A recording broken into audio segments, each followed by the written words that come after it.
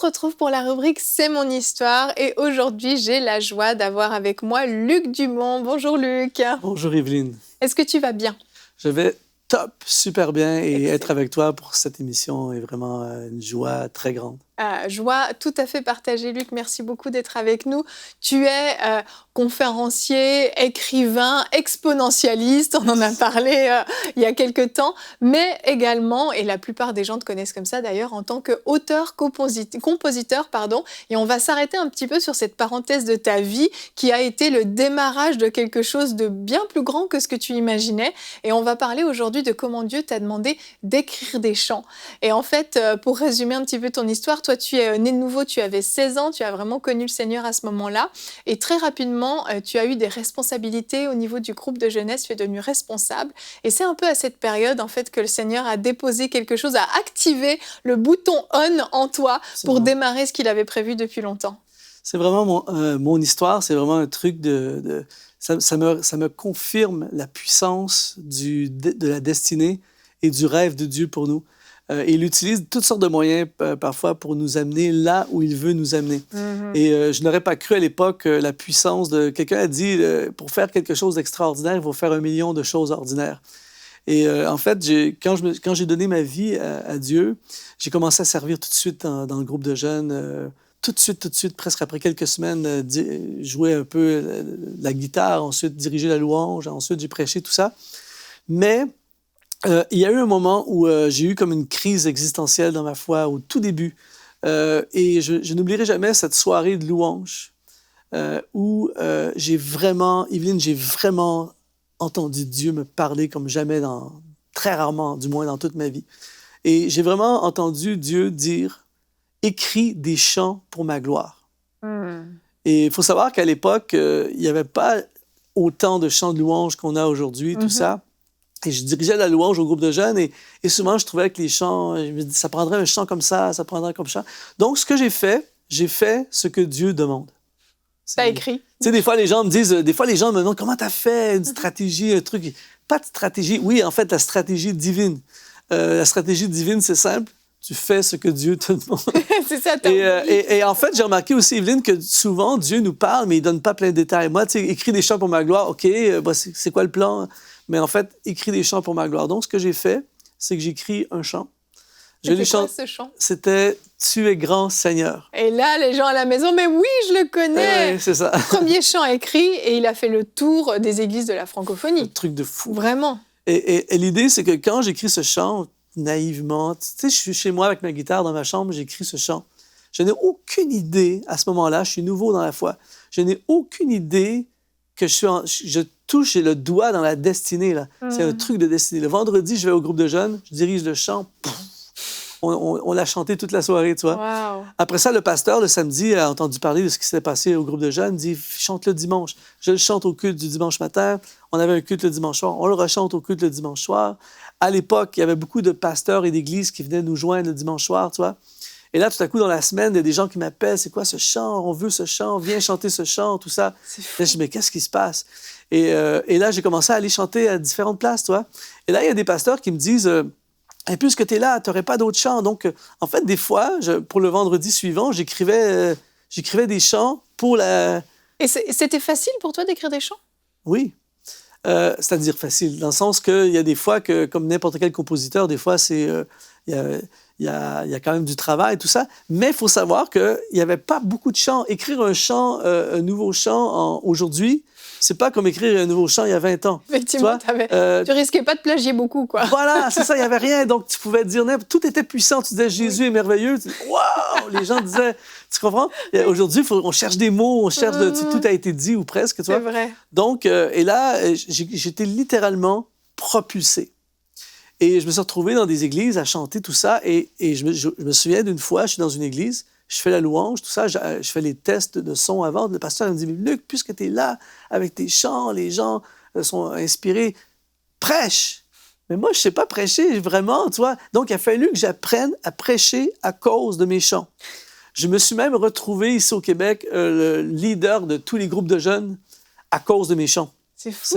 En fait, les chants m'ont catapulté littéralement. Et je me souviens, un jour, je suis dans l'avion, je m'en vais en Europe, Et je suis dans l'avion, tout ça, et j'avais jamais voyagé vraiment dans ma vie, tout ça.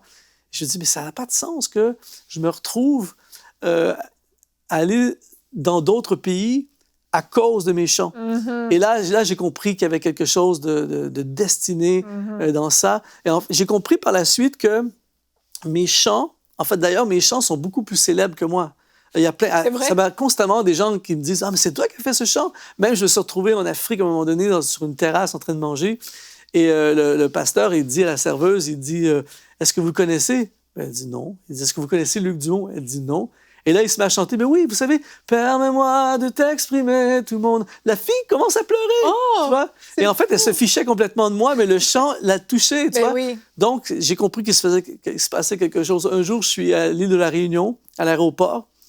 Et il y a une dame, j'étais avec un pasteur, il y a une dame qui dit « Chérie », elle est avec son mari, elle dit « C'est je te donne tout, c'est je te donne tout, je veux une photo avec je te donne tout. » T'avais pas de nom. Non, T'étais un chant, un titre de chant. Je suis rien. Et en fait, pour moi, la plus grosse leçon de toute cette histoire, Evelyne, c'est que dans la destinée, Dieu veut nous positionner. David, celui qui deviendra le roi David, ne savait pas que d'aller livrer le repas à ses frères à la guerre serait le moyen que Dieu utiliserait pour le positionner face à Goliath et le positionner éventuellement roi du pays. Ouais. Pour être roi du pays, les gens savaient c'était qui. Il avait remporté une grande victoire déjà, tu vois. Donc, moi, je réalise aujourd'hui que mon ultime appel, c'est, je dis souvent, je ne suis pas un musicien. J'utilise la musique pour accomplir mon ministère. Et mon ultime appel, c'est de révéler, d'activer les destinées, d'encourager les gens à entrer dans le plan de Dieu. Mais il fallait que Dieu me positionne dans la francophonie. Et à l'époque, un jeune prédicateur qui sort de nulle part, les gens ils auraient dit « Mais c'est qui ce gars? » Tu vois? Mais la musique s'est infiltrée et m'a permis d'aller à des endroits où je ne serais jamais allé, tu vois? Dieu avait un plan bien plus grand, en fait. Quand il t'a dit « Écris des chants pour ma gloire », lui, il voyait déjà l'aboutissement de ce plan. C'est ça. Donc, j'encourage beaucoup les gens à faire ce que Dieu demande de faire. Et c'est souvent dans le non spectaculaire que des choses qui vont être peut-être spectaculaires vont prendre place. La femme au puits de Jacob, elle ne sait pas, elle va puiser de l'eau. Elle ne sait pas qu'elle va avoir un rendez-vous de destinée avec le roi des rois. Et donc, il y a des choses simples. Et c'était pas glorieux. Je dirige la louange avec un groupe de jeunes, de 20 jeunes qui sont là. Je ne sais pas ce jour-là que je suis dans un moment de destinée, que je suis dans quelque chose qui va m'amener tellement plus loin. Et je réalise que, en fait, tout ce que j'ai fait par la suite a été propulsé par les chants. C'est pour ça que écrit des chants pour ma gloire. Je me souviens j'ai écrit par la suite des livres, par exemple. Et j'ai fait à Paris, il y a quelques temps de ça, j'ai fait un concert de louange à Paris. Et j'étais avec un autre groupe. Et j'ai pas prêché, j'ai pas à peine parlé. On a dirigé la louange pendant 2 heures. À la fin de la soirée, on avait une table avec des albums, des livres. J'ai vendu plein de livres ce soir-là. J'ai rien parlé. Tu vois? Et là, j'ai fait une blague. J'ai dit, il faudrait que je dise à mes amis écrivains qui commencent à chanter, tu vois? Et donc, en fait, j'ai compris, encore une fois, cette fois-là, que Dieu voulait m'amener à un endroit pour que je puisse parler, pour que je puisse dire des choses. Et la musique a été le moyen, les chants ont été le moyen que Dieu utilisait pour m'amener à cet endroit-là. Et c'est pour ça qu'il y a plein de choses parfois que Dieu nous demande de faire. Mais nous, on rêve, on est chez nous. Et particulièrement, je veux m'adresser aux jeunes en ce moment-là, tous les jeunes là, qui ont des grands rêves, je veux faire des grandes choses, tu vois, et on attend qu'on soit invité à prêcher dans le stade, tu vois. Oui. Et alors que la préparation pour le stade, moi, je me souviens d'une fois, Billy Graham, dans son histoire, raconte qu'il faisait 2 heures de route pour aller prêcher à un groupe de femmes dans une cuisine, tu vois. C'est fou, hein? Et il ne savait pas à cette époque-là, quand il faisait 2 heures de route et puis qu'il arrivait dans une petite cuisine, il y avait un petit groupe de femmes, il leur prêchait. Il ne savait pas qu'il était en préparation pour le stade. Et des fois, on veut le stade, mais il y a une route qui nous amène au stade. Et donc, moi, je ne réalisais pas que ces chants-là étaient pour me propulser. Et je me souviens aussi, cette fameuse soirée où il m'a dit « Écris des chants pour ma gloire ». Je me souviens, j'étais dans un moment de découragement. Je remettais en question de continuer à suivre Jésus, tu vois. Et ce soir-là, alors qu'il me dit ça, je me suis vu, littéralement, je me suis vu dans un genre d'auditorium. Il y avait des gens de toutes les nations qui étaient là. Et c'était moi qui dirigeais la louange. J'étais vraiment touché. Je suis sorti de cette soirée révolutionné. Je n'ai plus jamais une seule fois repensé une seconde abandonner les voies de Dieu après cette soirée. Ah oui. Et 10 ans plus tard, je suis à Times Square à New York. Parce qu'il faut savoir qu'un jour, peut-être je raconterai, mais j'ai donné ma vie à Dieu lors d'une campagne d'évangélisation de David Wilkerson à Montréal. Et 10 ans plus tard, je suis à Times Square Church, l'église où est David Wilkerson, le pasteur. Oui. Et il a su mon histoire, tout ça. Il m'a invité à aller chanter. Et là, ce soir-là, je suis en train de diriger, je suis en train de chanter « Tu es grand Seigneur » version anglais. Je suis en train de chanter ce chant-là avec des milliers de personnes dans un théâtre. Et on sait que New York, c'est les nations dans une ville. Et là, il y avait des gens de toutes les nations. Et là, j'ai dit « Wow ». Je me suis revu dans cette vision que j'avais eue 10 ans plus tard. Et là, je suis en train de la vivre. Donc, il y a des moments de nos vies, j'appelle ça des moments, des carrefours de destinée qui peuvent tout changer. Amen. Et ce jour-là, lorsqu'il m'a dit « Écris des chants pour ma gloire », pour moi, ça a été un point tournant énorme. Et donc, j'ai écrit des chants, un deuxième chant, un troisième chant. Et en fait, l'erreur que j'ai faite dans ma vie, une des erreurs que beaucoup de gens font également, c'est de faire des choses et de demander à Dieu de bénir ce qu'on fait. Bénis mon projet, bénis. Alors que la façon que ça fonctionne, c'est fais ce que Dieu bénit dans ta vie. Observe ce que Dieu, dans toutes les choses, il y a des choses que tu as envie de faire, mais qu'est-ce que Dieu bénit vraiment? Et ça, c'était tellement béni que, en fait, les portes se sont ouvertes. À un moment donné, on me dit « Luc, tes chants ils doivent être diffusés. Ça coûte combien faire un album, tu vois? » Et là, on m'aide à faire un album, tu vois? Et je me retrouve en train de faire un album et tout est arrivé. En fait, je suis, depuis le début de ma conversion, je suis à la poursuite de mes chants. C'est un peu ma façon de décrire. Je suis à la poursuite de mes chants. Et dans la poursuite de ces chants qu'il m'a demandé d'écrire, mais il arrive plein de trucs. C'est ça, ça t'a ouvert des portes finalement. Voilà. Donc, pour moi, c'est très, très important. Il y a un livre que j'ai lu il y a quelques années, ça s'appelle « The One Thing », la chose.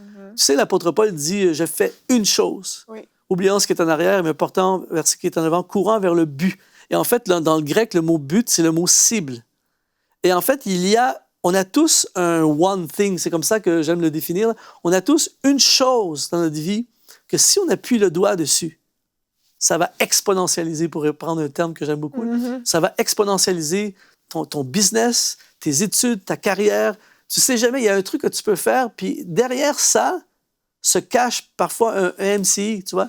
Il y a un truc que tu peux faire qui a l'air très, très simple et insignifiant, mais à la limite, mais tu ne sais pas que se cache derrière ça. Et en fait, la destinée, c'est de répondre à un besoin, c'est de régler un problème.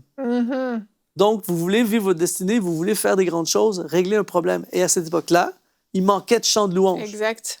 Donc, j'ai simplement réglé un problème et j'ai été catapulté. C'est merveilleux. Merci Luc d'avoir été obéissant parce que non seulement ça a effectivement catapulté ton ministère, mais tes chants ont vraiment béni la francophonie, ont bercé la francophonie, puis ont ton cœur d'adorateur particulièrement parce que ces chants, c'est pas juste des chants, mais c'est des adorations en fait dirigées vers Dieu. Donc merci beaucoup pour ton obéissance, pour ta fidélité dans le service de Dieu. Et puis on sait que c'est pas terminé et que tu vas encore aller plus loin. Donc à Dieu toute la gloire.